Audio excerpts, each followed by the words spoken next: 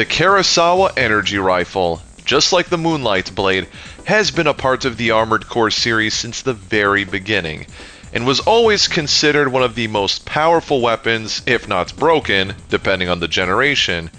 Fast forward to Armored Core 6, and you still have an absolute powerhouse, and I would argue the best iteration of the weapon since 2nd Gen Armored Core titles. But what happens when you make a build that takes full advantage of what it's capable of? It's finally time. I have been meaning to make a custom build that fully utilizes the potential of the Karasawa for quite some time. Oh, I fought you earlier. This will be a fun matchup with that shield of yours. Also, post in the comments, which is your favorite version of the Karasawa energy rifle? I've been having a blast with it in my Armored Core 1 playthrough, if you've been keeping up with it. I almost forgot how busted the thing was back in the day. But I'm gonna be honest, Armored Core 6's version is the best of pretty much all the ones that came before it. Without being broken, that is. Might be noticing I am making sure I take advantage of all 3 firing modes of the Karasawa. Luckily, I have the right build to do so. It's also why I'm on a tetrapod, but I'll explain the build in more detail as per usual during the breakdown portion. Considering my opponent does have a shield, it's only doing so much. That is also why I am rocking the Nebula rifle. It helps tremendously. You know, I could have simply shot you once or twice with either rifle, but where's the fun in that? When you're packing 2 of the most powerful weapons in AC6, you gotta show who's boss. Both figuratively and literally, in my case. Also, I just realized, is this my first custom build on the channel that uses the Karasawa? I want to say it is, right? I only remember doing old gen recreations that used this thing beforehand. Some had more success than others, but each time it was always satisfying landing the fully charged attack. And I know my builds like Megatron were able to do that very consistently. Oh no. So glad I popped my expansion. I knew they were going to go in for the charged laser shotty punish. Oh, my homing missile couldn't reach you in time, sadly.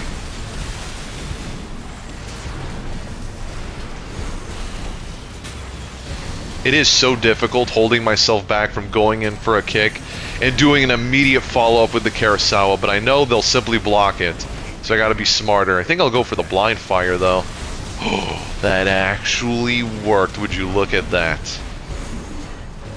When it comes to shield users, you have to force their hand. Oh, no, no, no, no, no. That could have been bad. If they were a little bit closer with the laser shotty fully charged upon arrival, they would have had it. GG's. A lightweight dual linear rifle build. Normally I wouldn't be too worried because I can maintain distance with hover mode, but up against a reverse joint that can hop once or twice and then meet me at the same altitude, kinda scary. Also, I can't tell if you were greeting me or trying to snipe me with that, but hey, I returned the greeting, so let's do this thing.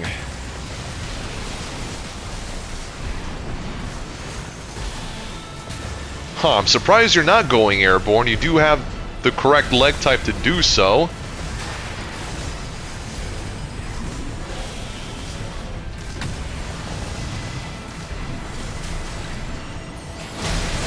Oh, that clipped you, and I think, yup, the homing missile found its target. Oh, a little bit too late on the other one, though. That would have been a funny way to finish it.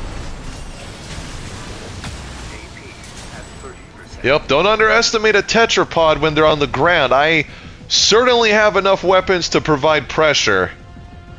I have to say, it feels weird not using the explosive thrower, though. If you know me, I love that thing. I always rock it on a tetrapod, but sadly, it just doesn't synergize as well with the current loadout that I'm using. Still surprised you're not trying to meet me in the air. Again, you probably have a better time, even if you do decide to backpedal. Ooh, nice. You really caught up with damage there, but so did I. Karasawa does not mess around when it comes to closing the damage race in your favor. Okay, dual stun guns might be a problem for me. I think the play here is to go into hover mode and keep my distance so I don't get stunned every time they build up electrical discharge on my AC. Oh wow, you are speedy too, so I'm not going to have as easy of a time, but that Karasawa landing is huge. I needed that. Adds that much more pressure to you. Wow, they are having no problem meeting me in the air, but you know what? You want to go face to face? Let's do this thing. I don't need to play it passively. I can go head to head. See? Exactly why I love this leg type in the game. You go airborne, you could provide so much aerial pressure. You go grounded, you can also do the exact same thing, but a little bit more up close and personal. Was it the smart thing to do against stun guns? Probably not, but hey. If I'm being challenged like that, I gotta meet you in kind. I do still miss the ridiculous ground speed that tetrapods had in Gen 4. Would it be broken in AC6? Probably. Doesn't mean I don't miss it any less. Oh, good kick. Wait, you have the Moonlight? Okay, I almost forgot you had the earshot, but wait. You're running the Moonlight with a combustion generator. Someone needs to check out my ultimate guide to cores and internals, because you are seriously nerfing your damage output by using the wrong generator in combination with the Moonlight. Other than that, though, I can kind of see what you were going for with your AC.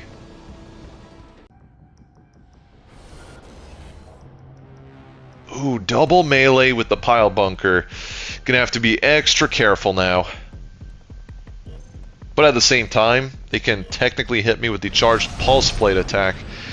And then go in for the Rubiconian handshake. Wouldn't be surprised if they did that.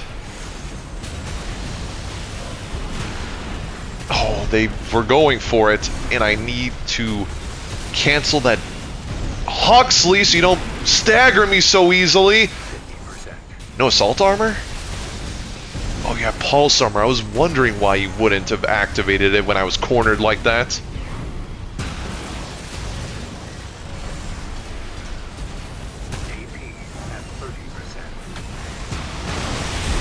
Yeah, that is definitely my window for attacking.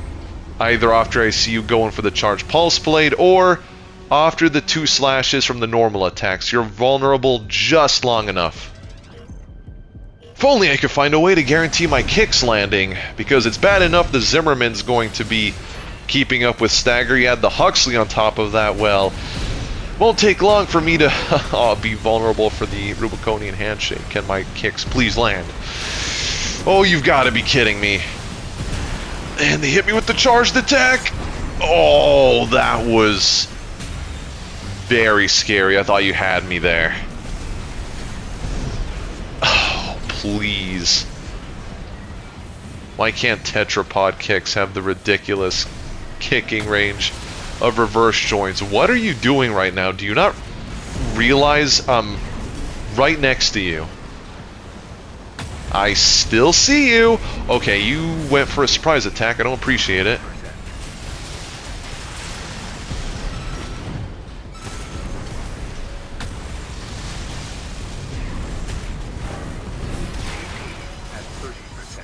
Oh, wow, that was close.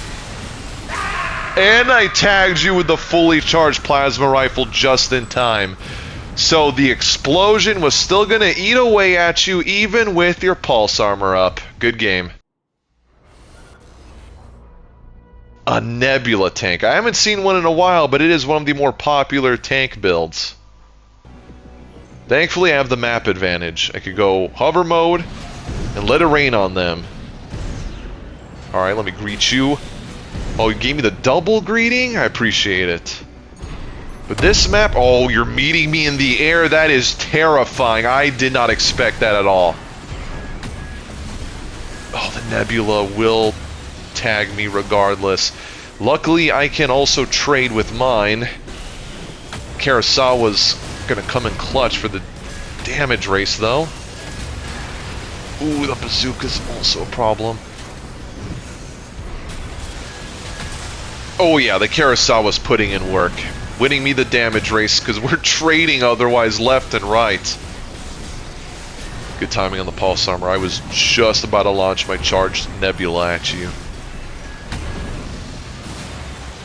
As long as I can maintain just enough distance.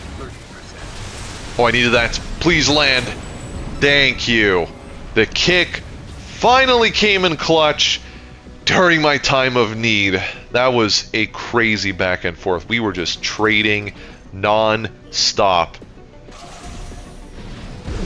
It's not even worth quick boosting more often to try to avoid the nebula, because the splash damage is still going to hit me, and I want to maintain as much airtime as possible, even though you are doing a good job trying to keep up. The Achilles heel of all tanks is, for the most part anyway, aerial combat.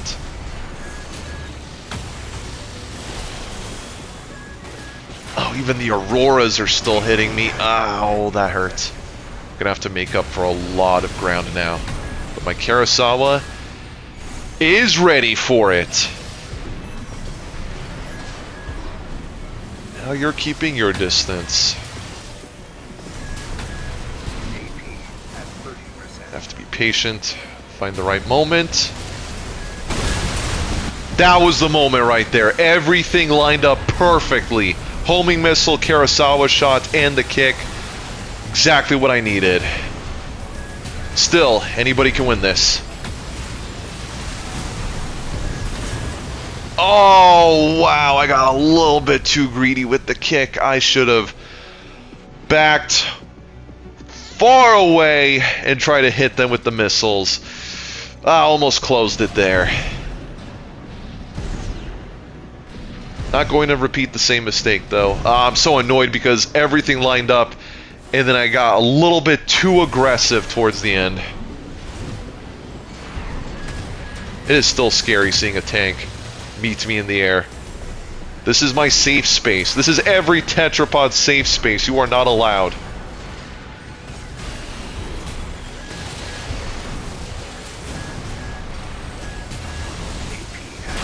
Oh no, I'm stuck.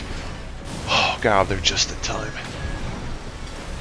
Gonna have to make up again for the difference in health.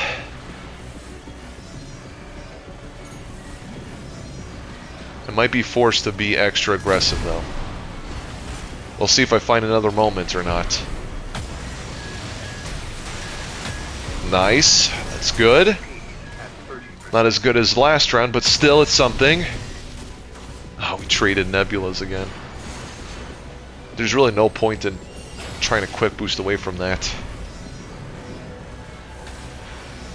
Trying to hit me with manual aim now. I see how it is. Even with the bazooka too. No respect. I'd rather wait for my hits to be guaranteed, even if I am technically running low on time. I need to make something happen here. This is it. And just like that, I was rewarded for my patience. Good games. That was easily anybody's from start to finish. Not only has this become my personal favorite Karasawa build, but one of my favorite custom builds in general. I wish I had made this build sooner. During my time in S rank or higher, I can see it putting in a lot of work, especially with the current metagame landscape. In terms of my thought process making this thing, you might recognize these shoulder missiles from my laser shoddy Lammergeier build. I was impressed with the combo back then, and I had to bring it over here. It did not disappoint. I had a tougher time finding the right weapon to complement the Karasawa. I tried bazookas, explosive thrower, even the laser shotty, but they all were missing something. The Nebula was consistent with aerial targets, grounded ones, and it also made full use of the VE-20C generator. I also had to go with a tetrapod to avoid firing stance with the two other firing modes of the Karasawa. And you might be wondering, why is this called Alloy Angel? It's because I had a series of builds in 3rd gen called Alloy Warrior, Alloy Angel, etc. And this iteration was a Karasawa build back then, so I found it quite appropriate to bring it back in AC6. If you enjoyed this, please be sure to like the video, hype it if you can, it does make a difference. Leave a comment, and subscribe so you don't miss the next one. Until next time, take care.